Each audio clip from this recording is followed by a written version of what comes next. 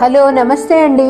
శ్రీమతి కావిలిపాటి విజయలక్ష్మి గారి లలితాదేవి నవల 3వ భాగానికి స్వాగతం అండి. శ్రీనివాస్ పెట్టెలో బట్టలు సవరించుకుంటుంటే వర్ధనమ్మ ఇచ్చిన చీర కనిపించింది.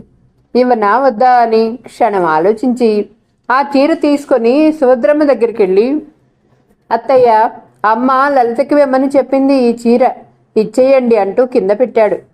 ఆడపిల్ల, దానికి సిగ్గైతే నీకేమి సిగ్గోయ్, నువ్వే ఇచ్చేయి, కాబోయే భార్య, నీకు ఆ స్వాతంత్ర్యం ఉంది అందామే నవ్వుతూ. మౌనంగా ఉండిపోయిన శ్రీనివాస్ వైపు చూస్తూ, అదిగో గదిలోకి వెళ్ళింది లలిత, ఇచ్చేయండి మళ్ళీ. చీర తీసుకొని వెళ్ళిపోయాడు శ్రీనివాస్. అతను చీర లలితకిచ్చి ఏం మాట్లాడతాడో అని కుతూహలంగా చూసింది సుభద్రమ్మ. కానీ చీర తన పెట్టెలో పెట్టుకొని తాళం వేసి బట్టలు వేసుకొని వీధిలోకి వెళ్ళిపోయాడు శ్రీనివాస్. రేపు ఉదయాన ఆ అబ్బాయి వెళ్ళిపోతట. నిండా 2 రోజులు ఉండలేదు. అత్తయ్య నీకిమ్మని చీర ఇచ్చిందిట. అదేమిటా మొండితనం, తప్పు కదూ. ఆ అబ్బాయితో అలా ముభావంగా ఉండవచ్చా అని ఇంకా తల్లి తీవ్రంగా మందలిస్తుంటే లలిత కళ్ళల్లో నీళ్లు తిరిగాయి. రాత్రి 9 గంటల వేళ. డాబా మీద వెన్నెట్లో పుస్తకాలు ముందేసుకొని ఒక్కతే కూర్చుంది లలిత. ఆమె దృష్టి చదువు మీద లగ్నం కావటం లేదు. రేపు ఉదయం శ్రీనివాస్ వెళ్ళిపోతున్నాడు. నాకెన్నోసార్లు అతనితో మాట్లాడాలని ప్రయత్నించి అతని సమీపంలోకి వెళ్ళింది, కానీ మాట్లాడలేకపోయింది. కన్నెత్తి అతని వైపు చూడలేకపోయింది. అతను అందమైనవాడు, బాగా డబ్బు కలవాడు, తన కాబోయే భర్త. ఒళ్ళంతా సిగ్గు ఆవరించి ముడుచుకుపోయేది. తన గురించి అలా అతని పట్ల మౌనంగా ఉండిపోయిన తనను ఏమనుకుంటున్నాడో. లలిత ఉలిక్కిపాటిగా తలెత్తి చూసింది. శ్రీనివాస్ చేతిలో ఏదో ప్యాకెట్తో తన వైపు చూస్తూ నిలుచుని ఉన్నాడు. చివాలన లేచి నించుంది. బరువుగా కనురెప్పలు వాలిపోయాయి. ఇదిగో ఈ చీర అమ్మ నీకిమ్మంది అంటూ చెయ్యి ముందుకు చాపాడు. వణికే చేతులతో అతని చేతిలో ప్యాకెట్ తీసుకుంటూ థ్యాంక్స్ అంది నెమ్మదిగా. నేను నీకు కొత్తవాడిని కాదు కనుక ఇదంతా సిగ్గే అనుకోలేకపోతున్నాను. నేనంటే అయిష్టం కావచ్చు, ఏదైనా నాకేం నష్టం లేదు. ఇలా పిలుపు లేకుండా వచ్చి ఇన్సల్ట్ అయ్యానని ఫీల్ అవుతున్నా అంతే. మరెప్పుడు రాండే, వచ్చి నేను ఇబ్బంది పెట్టంలే అంటూనే వెనుతిరిగి చకచకా మెట్లు దిగి వెళ్ళిపోయాడు శ్రీనివాస్. అరవబోయిన ఆమె గొంతు పూడిపోయింది. ఆమెకెందుకో ఆపుకోలేని దుఃఖం వచ్చింది. వెక్కి వెక్కి ఏడ్చింది. దోసిట్లో మొహం దాచుకుని చాలాసేపు. ఉదయం 8 గంటలకు నిద్రలేచిన లలిత, అల్లుడు వెళ్ళిపోయినట్లున్నాడే అని పొరిగింటావిడ అడగటం, వెళ్ళిపోయాడండి అని చెప్పటం వింది. వారం రోజులు ఉంటాడనుకున్నాను, అప్పుడే తిరిగి వచ్చావు, అంతా బాగున్నారా అడిగింది వర్ధనమ్మ శ్రీనివాస్ని. ఎందుకమ్మా వారం రోజులు? ఆ ఇంటికి వెళ్తే మనతో మాట్లాడే వాళ్లే ఉండరు అన్నాడు. అదేమిట్రా, అత్తయ్య మావయ్య మాట్లాడలేదు. అత్తయ్యకి ఇంట్లో వంట పని, ఇంటి పని, మావయ్యకి ఆఫీసుకు పోయేవాడు. లలిత ఆవిడేమో స్కూలు, చదువు. మరెప్పుడు? నేను వెళ్ళనమ్మా, ఇదిగో మావయ్య బట్టలు కుట్టించుకోమని ఇచ్చాడు అంటూ 5-10 రూపాయల కాగితాలు తల్లికిచ్చాడు శ్రీనివాస్. బాగుంది, కానీ ఆ చీర దానికి ఇచ్చావా? ఏమంది? కట్టుకుందా చూసావా? థ్యాంక్స్ చెప్పింది, కానీ మరి నన్నేం అడక్కు. విసుగ్గాని తన గదిలోకి వెళ్ళాడతడు. తర్వాత 2 రోజుల్లో ఏవేవో ప్రశ్నలు వేసింది వర్ధనమ్మ అన్నయ్య వదినెల గురించి. మళ్ళీ మామయ్యకు పిల్లలు పుడతారులా ఉంది అన్నాడు శ్రీనివాస్ మాటల్లో. గలగలా నవ్వి, అదేమిట్రా అలా అంటున్నావు? మీ అత్తయ్య కడుపుతో ఉందా అని అడిగింది వర్ధనమ్మ. అవును, బహుశా ఈ నెలలోనే డెలివరీ అవుతుందిట మామయ్య అన్నాడు. లలితను ఒకసారి రమ్మనకపోయావా? వాళ్ళమ్మ పురుడు పుణ్యం అయ్యేసరికి పరీక్షలు అయిపోతాయి కాబోలు. మౌనంగా అక్కడి నుంచి వెళ్ళిపోయాడతడు. వీడికెందుకో దాని మీద కోపం వచ్చింది. గొణుక్కుంది వర్ధనమ్మ. పోస్ట్ ఉత్తరం తీసుకున్నాడు శ్రీనివాస్. Srinivas, care of Raghavayya. తర్వాత వీధి, ఇంటి నెంబరు. ఈ అడ్రస్కి ఎవరు రాశారు చెప్పమా ఉత్తరం? నాన్నగారి ఉత్తరాలు ఆయన అడ్రస్కే వస్తాయి. నా ఫ్రెండ్స్ కూడా ఆయన అడ్రస్కే రాసేవాళ్ళు. ఇది రాసింది ఎవరో అని ఆత్రంగా కవరుచించాడు శ్రీనివాస్. నన్ను క్షమించు శ్రీనివాస్. చదివి కవరంతా ఓసారి చూసిన అతని హృదయం స్పందించసాగింది. పంక్తుల వెంట అతని చూపులు పరిగెత్తాయి. నన్ను క్షమించు శ్రీనివాస్, నిన్ను చూసి నీతో మాట్లాడి 3 సంవత్సరాలు దాటాయి. నీకై నువ్వు మా ఇంటికి వచ్చావు. నీతో మాట్లాడాలని నా మనస్సు ఎంతో ఆరాటపడింది. నువ్వు నన్ను నమ్మమేములే. నీ వైపు చూడాలని, నీతో సరదాగా మాట్లాడి నవ్వాలని ఎన్నోసార్లు ప్రయత్నించాను. కానీ మా ఇంట్లో మరో 3 వాటాల వాళ్ళు ఉన్నారు చూసావా. వాళ్ళందరి దృష్టి మనపైనే ఉందనిపించేది. ఎవరైనా చూస్తే హాస్యం పట్టిస్తారని భయపడిపోయాను. ఇప్పటికే నా ఫ్రెండ్స్ అంతా హాస్యాలు చేస్తున్నారు. ఓయ్, ఏమిటి మీ శ్రీవారి కబుర్లు మాతో చెప్పవా? 2 రోజుల్లోనే పంపించేశావే అని వాళ్ళు అడిగి నవ్వుతుంటే నాకు ఏడుపు వచ్చేది. నీకు నా మీద బాగా కోపం వచ్చింది కదూ. నువ్వు ఆ వేళ డాబా మీదకి వచ్చావు. ఇద్దరే ఉన్నాం కదా. కాసేపు నెమ్మదిగా ఏమన్నా మాట్లాడావా? నేనేదో నిన్ను అవమానించినట్లు. ఇంకెప్పుడు మా ఇంటికి రానని చెప్పి వెళ్ళిపోయావు. నేనంత ఏడ్చానో తెలుసా. నన్ను క్షమించు శ్రీనివాస్. ఏకాంతంగా ఎవరూ చూడకుండానైనా నీతో మాట్లాడవలసింది.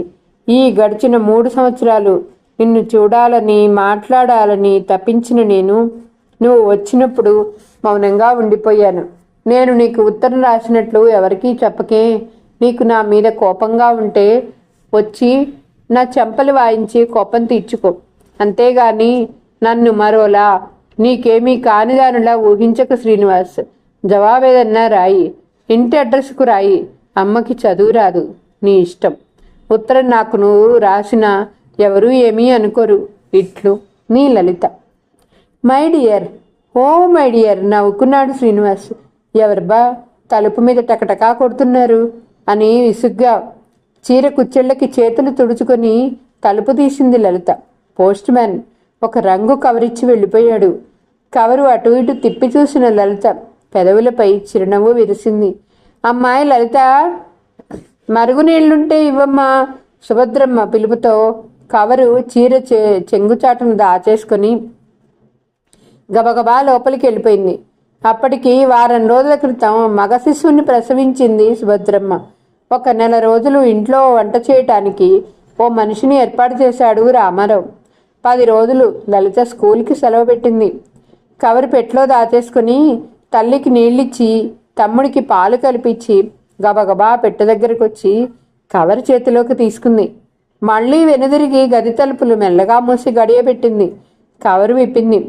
రాణి, రాణి, నాకు కొత్త పేరు పెట్టాడే. నవ్వుకొని కళ్ళు ఆత్రంగా పంక్తుల వెంట పరుగులు తీస్తుంటే, హృదయం తీవ్రంగా స్పందిస్తుంటే, పెదవులు వణుకుతుంటే చదువుకుంది ఇలా ఉత్తరం లలిత.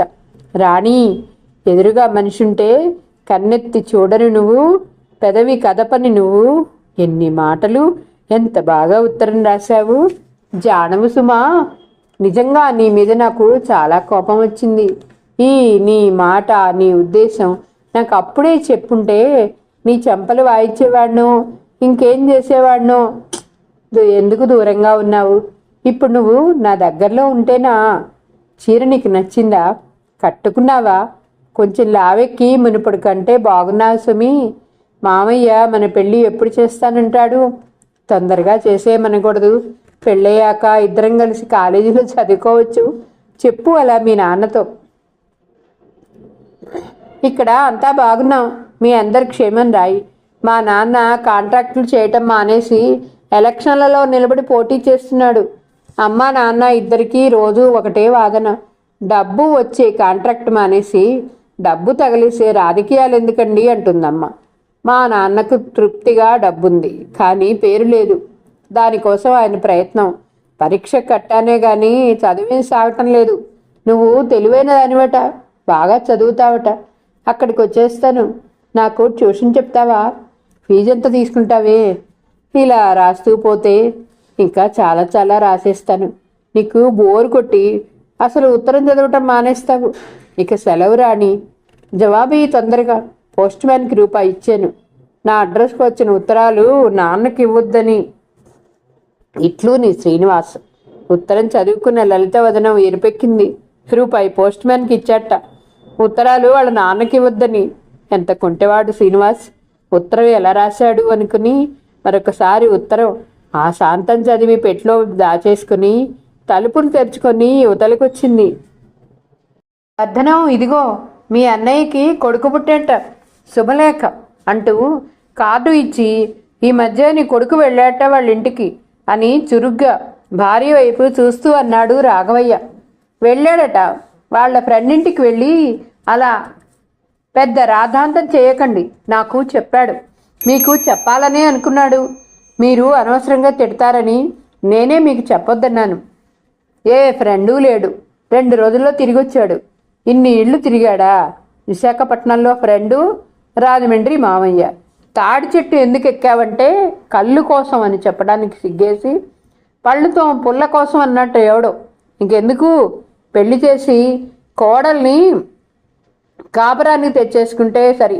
వాడు చదివేలా ఉందో చూస్తున్నాంగా, మానిపించి వ్యవసాయం అన్నా చేయమందాం అన్నాడు రాఘవయ్య విసురుగా. ఏముందిగా, మీరు పంచాయతీ ప్రెసిడెంట్ అవుతున్నారు. వ్యవసాయం వ్యవహారం ఇలాంటి వాటికి మీకు ఎలాగూ తీరికుండదు. అలానే చేస్తాడు వర్ధనం. అడుగున నా ఊసెత్తితే ఊరుకునేది లేదు అన్నాడతను గొంతు పెద్ద చేసి. ఇహ అనవసరమైన వాదన ఇష్టం లేని దానిలా మౌనంగా ఉండిపోయిందామె.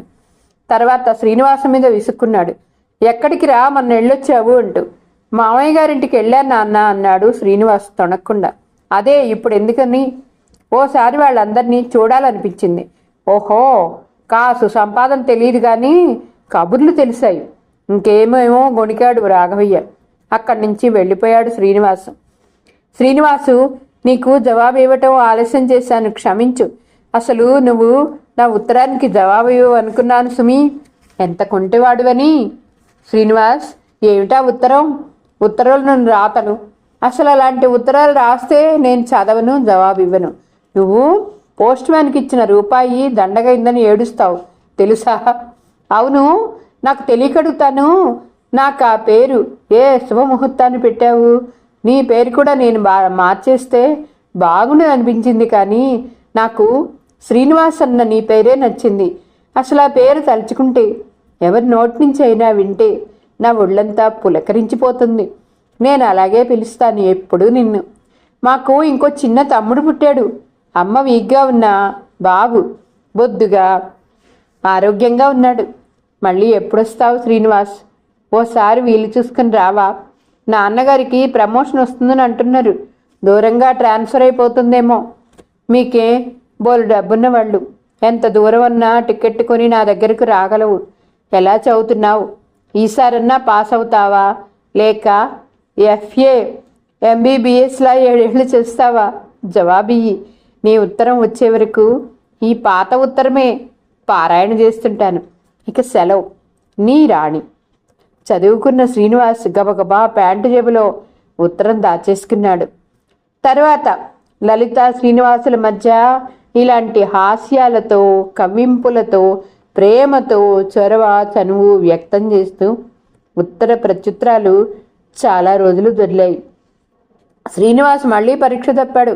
లలిత స్కూల్ ఫైనల్ నుంచి మంచి మార్కులతో పాస్ అయింది.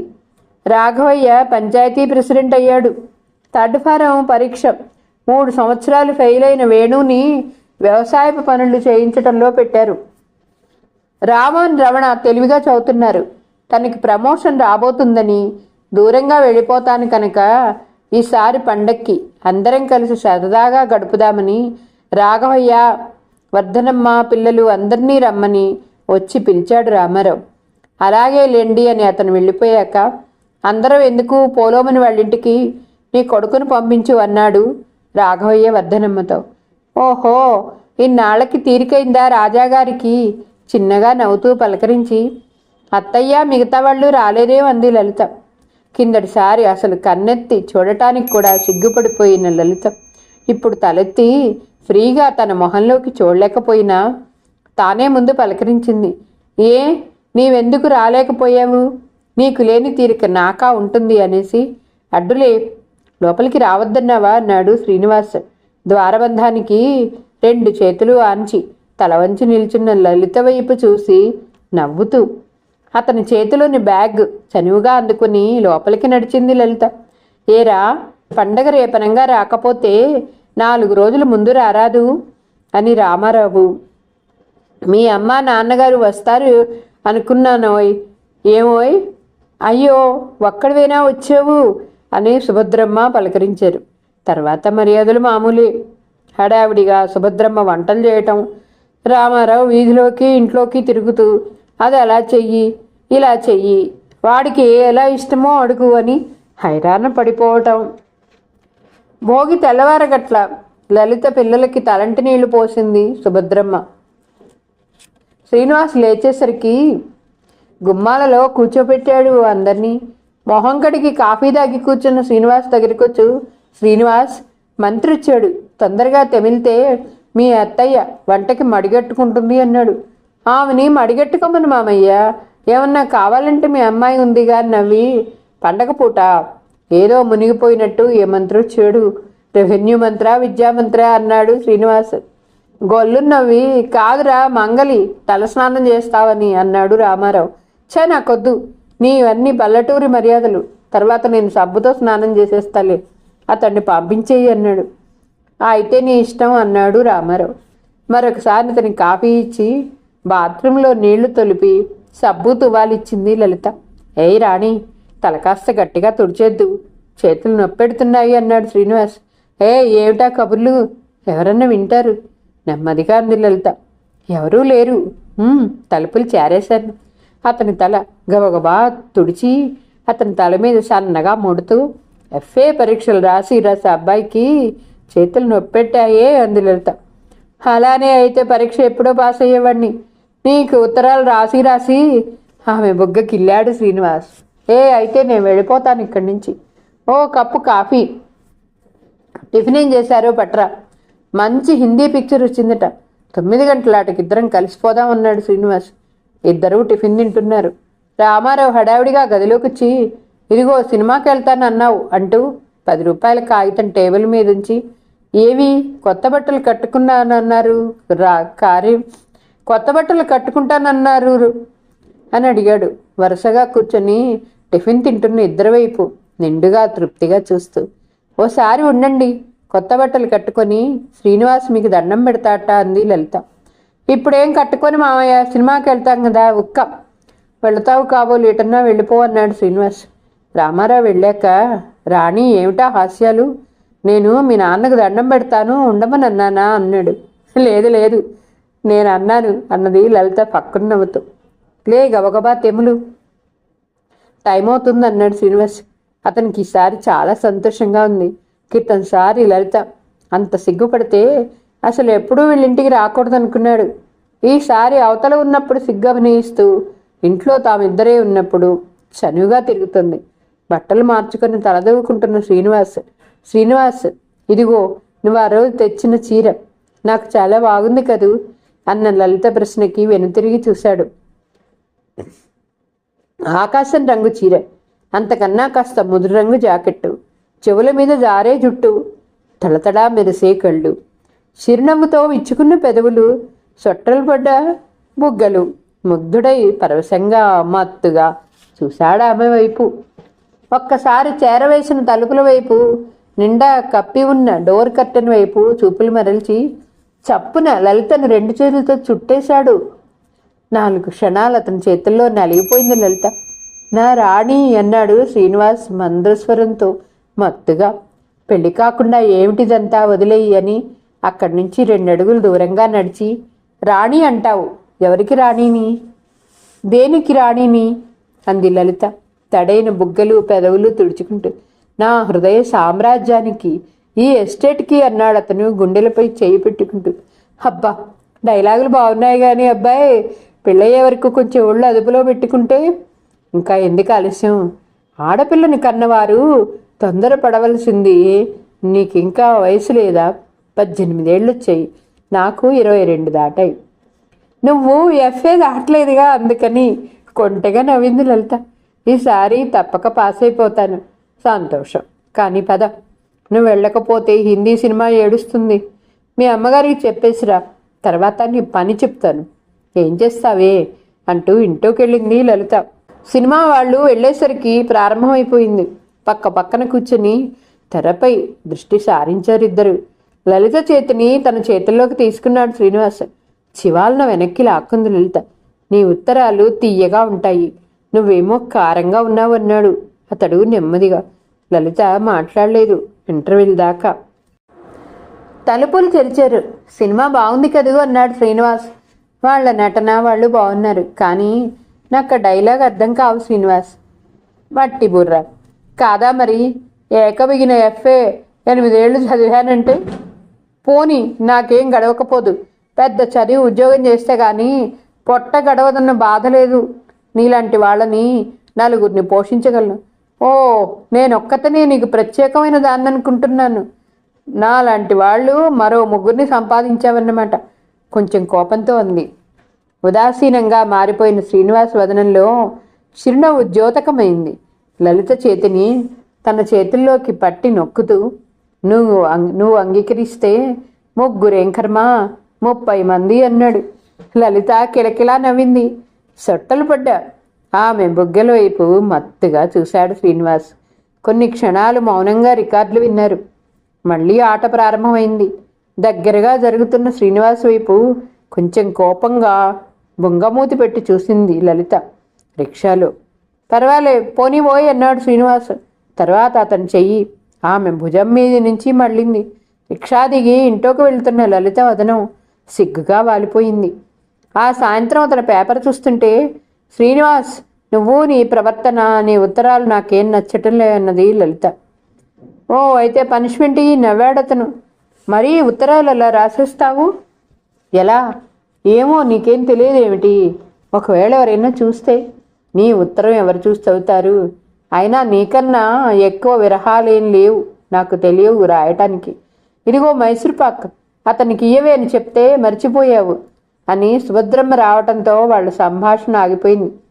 పండగ మరి 2 రోజులు గడిచాయి. వెళ్ళిపోతాను మామయ్య రేపు ఉదయం అన్నాడు శ్రీనివాస్. మరో 4 రోజులుండు అని రామారావు సుభద్రమ్మ అన్న. ఆహా లేదు వెళ్తా అన్నాడు శ్రీనివాస్. ఖరీదైన బట్టలు, బంగారపు ఉంగరం కాబోయే అల్లుడికి కానుకగా ఇచ్చాడు రామారావు. ఎర్రని జరీపూల మాధవరం పట్టుచీర కోడలికిమ్మని శ్రీనివాస్ చేత పంపించింది వద్దనమ్మ. తెలతెల వారుతుంది.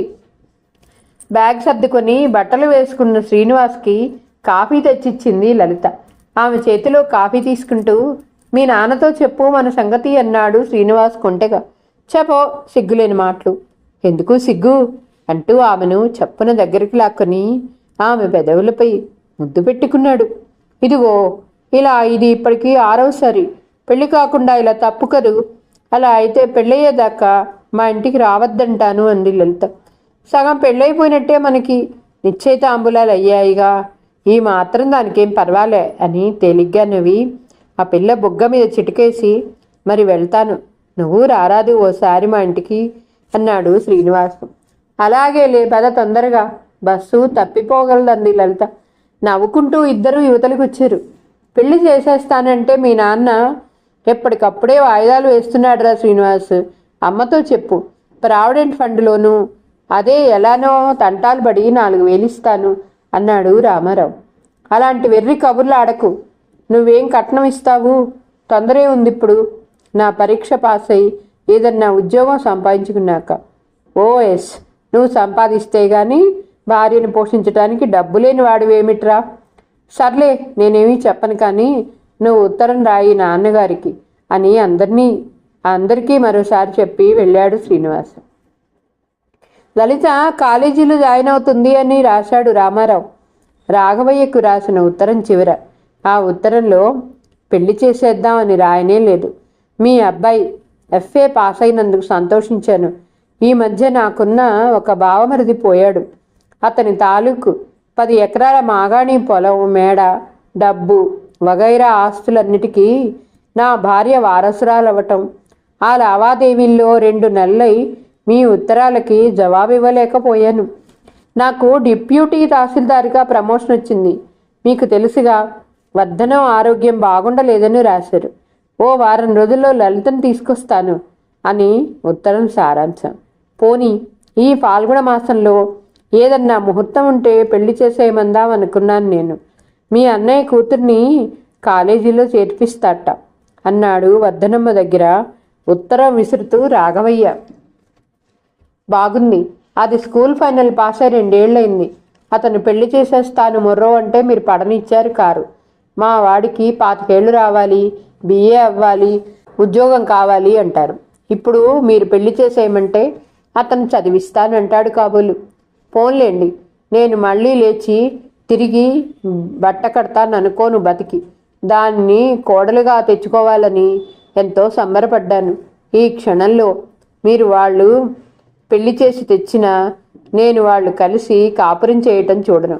వాళ్ళ పిల్లల్ని ఎత్తుకోను. నేడో రేపో రాలిపోతాను. జల ఉదరం పుట్టిన వారెవరు బతికారు చెప్పండి. ఊరికే నా కోసం డబ్బు తగలేయకండి అంది వర్ధనమ్మ. వర్ధనం అన్నాడు రాఘవయ్య గద్గద స్వరంతో. ఆమె 6 నెలలై అలా జబ్బుతో తీసుకుంటుంది. 10 రోజులై అసలు మంచంపై నుంచి లేవలేకపోతుంది. ఆమెను చూస్తూ దిగాలు పడిపోతున్నాడు రాఘవయ్య.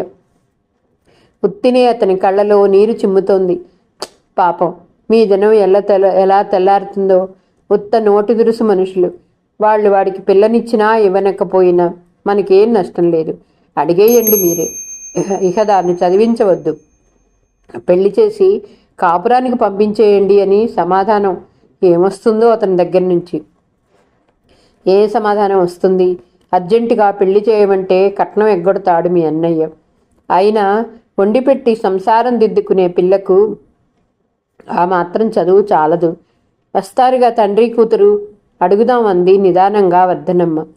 లలిత కాలేజీలో చేరుతుందట అని వర్ధనమ్మ శ్రీనివాస్తో అనేసరికి పని లేకపోతే సరి, చెప్పు గట్టిగా.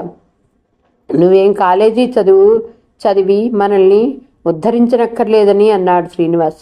అదేంరా బాబు, రేపు ఫాల్గుణ మాసంలో ఆ 3 ముళ్ళు పడితే ఇంట్లో దక్షత లోపం ఉండదు. లేకపోతే నేను లేని ఈ కొంప వంట పాడి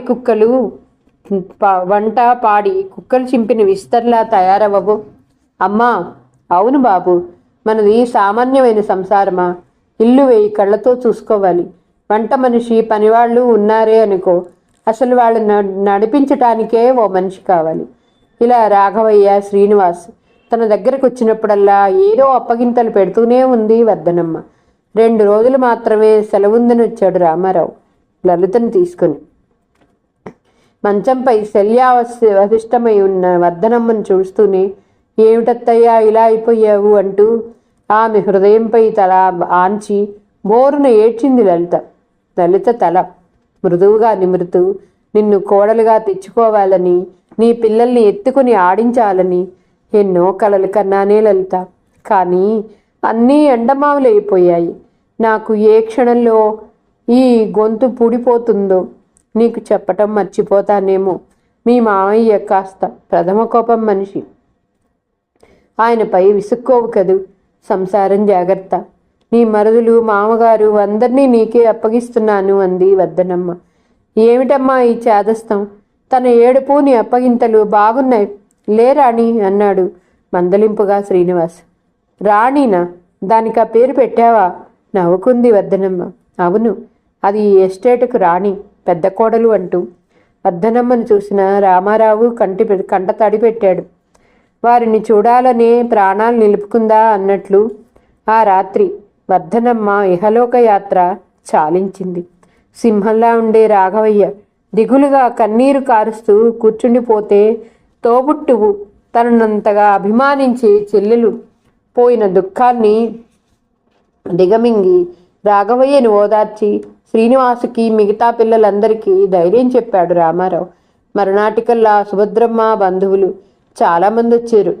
సర్వం కోల్పోయినట్టు దిగాలుగా, కదలకుండా మెదలకుండా, మాట్లాడకుండా, తనకేమీ ఈ ప్రపంచంతో సంబంధం లేదన్నట్లు కూర్చుండిపోయాడు రాఘవయ్య. ఈరోజు కథ ఇంతటితో సమాప్తమండి. మరలా తరువాయి భాగంతో కలుద్దాం. నా కథ మీకు నచ్చితే please like, share, subscribe and comment. ఉంటానండి. పద్మావతి చావలి.